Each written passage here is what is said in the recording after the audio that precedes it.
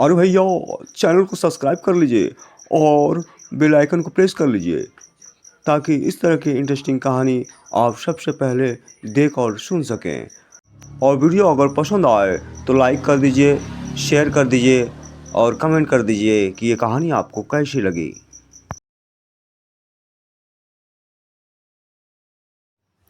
आदित्य नाम का एक आदमी था। उसके परिवार में उसकी पत्नी के अलावा 2 बच्चे थे। पत्नी का नाम सान्या था। एक बेटा शिवम और एक बेटी अनन्या थी। शिवम की उम्र 8 साल की थी और अनन्या 5 साल की थी। आदित्य बहुत ही गरीब था और उसके दोस्त का नाम मुकेश था। वह भी मजदूरी किया करता था। पहले मुकेश कभी कभी लॉटरी खरीद लेता था, लेकिन पिछले कई महीने से वह लगातार लॉटरी खरीदता लेकिन उसकी लॉटरी नहीं लगती। मुकेश परेशान हो गया था। उसने सोचा आज के बाद मैं कभी भी लॉटरी टिकट नहीं खरीदूंगा। तभी एक लॉटरी वाले से उसकी मुलाकात हो जाती है। वो लॉटरी वाला मुकेश से बोला, अरे भैया ये लॉटरी ले लो, शायद आपकी लॉटरी लग जाए। अरे कितना ही दिनों से मैं लॉटरी टिकट खरीद रहा हूँ पर आज तक मेरी कभी लॉटरी लगी ही नहीं, तो क्या आज खाक लगेगी।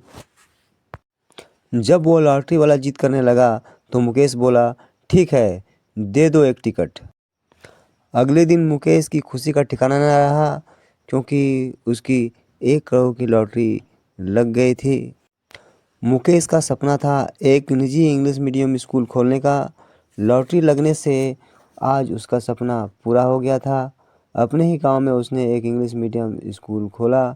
उस स्कूल से उसकी अच्छी खासी आमदनी होने लगी। आदित्य को जब पता चला कि उसके दोस्त ने इंग्लिश मीडियम स्कूल खोला है तो एक दिन वह अपने 8 साल के बेटे शिवम को लेकर उसके स्कूल गया। आदित्य गरीब था लेकिन वह अपने बेटे को इंग्लिश मीडियम स्कूल में पढ़ाना चाहता था। गरीबी के कारण उसका यह सपना पूरा होना मुश्किल था।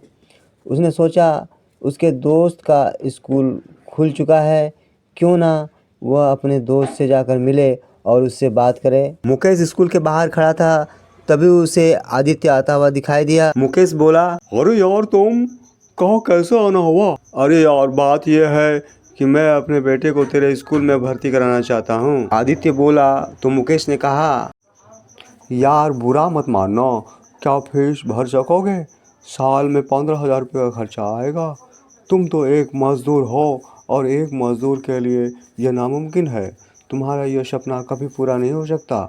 किसी सरकारी स्कूल में अपने बेटे को पढ़ाओ। तभी आदित्य बोला, अरे मैं गरीब हुआ तो क्या हुआ, मेरा दोस्त तो अमीर है, क्या तुम मेरी मदद नहीं करोगे? तो मुकेश बोला, देखो दोस्त, बुरा मत मानना, मैं तुम्हारी मदद नहीं कर सकता। हमारे देश में गरीबों की कमी नहीं है और हर गरीब की मदद करने लगा तो मैं भिखारी बन जाऊंगा।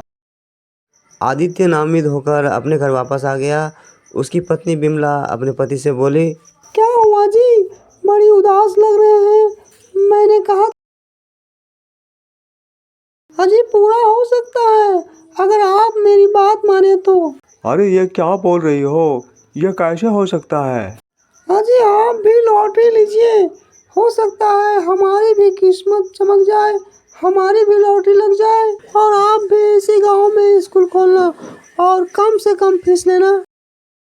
एक दिन आदित्य के भी 1 करोड़ की लॉटरी लग जाती है और मुकेश के स्कूल के पास ही एक इंग्लिश मीडियम स्कूल खोल लेता है। जब लोगों को पता चलता है कि इस स्कूल में बहुत ही कम फीस लगती है तो मुकेश के स्कूल के सारे बच्चे एक एक करके आदित्य के स्कूल में आ जाते हैं। इससे मुकेश काफ़ी परेशान हो जाता है और आदित्य के स्कूल में उससे मिलने आता है और बोलता है, देख यार आदित्य, तू ये ठीक नहीं कर रहा है। तू कम फीस क्यों ले रहा है जिसकी वजह से मेरे स्कूल के सारे बच्चे तेरे स्कूल में आ गए हैं? ये अच्छा नहीं कर रहा है तू। देख तू फालतू की बात मत कर, क्या अच्छा है क्या बुरा है ये मुझे अच्छे से पता है।